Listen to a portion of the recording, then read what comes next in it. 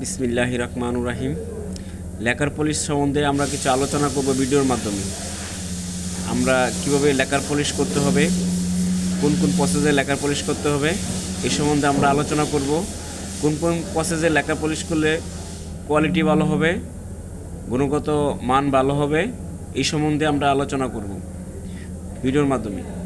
প্রথমে আমরা লেখার পলিশ করতে হলে কি কি প্রয়োজন, কি কি দরকার। প্রথমে আমরা একটি ডোর করতে হলে প্রথমে আমরা গ্যান্ডিং করে নিব, তারপরে আমরা সুপারগুলো পুটিং করে নিব, তারপরে আমরা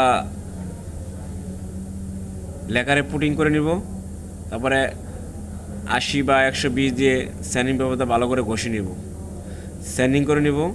স্যান্ডিং করানোর পরে আবারও পুটিং করব, চেক পুটিং করার পরে আমরা সিলার প্রসেস করব। সিলার মারার পরে আমরা ভালো করে 240 পেপার স্যান্ডিং করব। স্যান্ডিং করার পরে আমরা আবার ফার্স্ট কোট, দ্বিতীয় কোট, সেকেন্ড কোট সিলার করব। সেকেন্ড কোট সিলার করার পরে আমরা কালারে চলে যাব। এখন আমরা কালার করতেছি।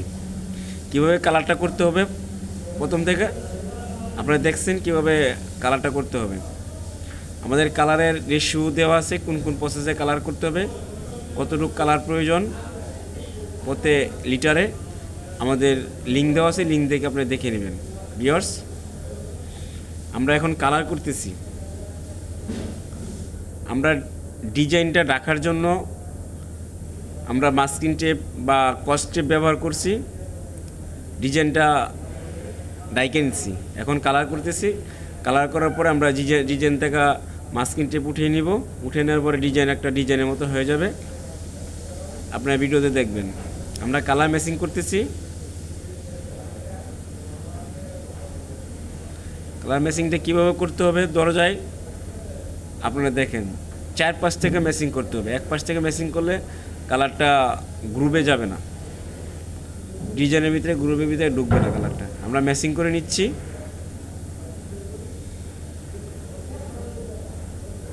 এখন আমরা কস্টিপটা উঠে ফেলছি। কস্টিপটা উঠে এখন আমরা যে জায়গাটা ডিজাইন হবে এই জায়গাটুকু আবার একটু ঘষে নিচ্ছি।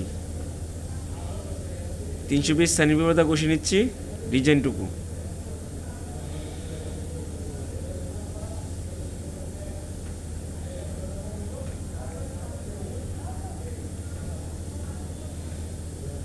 এখন আমরা ডিজাইনের উপরে আমরা হালকা করে কালার ম্যাচিং করেছি, লাইট কালার, যেন কোয়ালিটি সম্পূর্ণ কালার হয়। একটা ভালো একটা ডিজাইনের মতো দেখা যাবে, সুন্দর গর্জিয়াস লাগবে।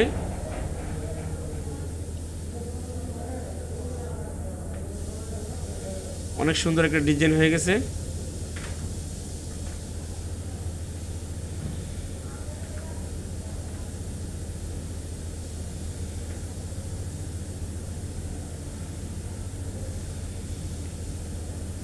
ডিজাইনের উপরে হালকা কালার মেরে নিচ্ছি যেন আরেকটু সুন্দর আসে ফিনিশিংটা। ন্যাচারাল কাট কালার ছিল, একটু হালকা করে ম্যাচিং করে নিচ্ছি।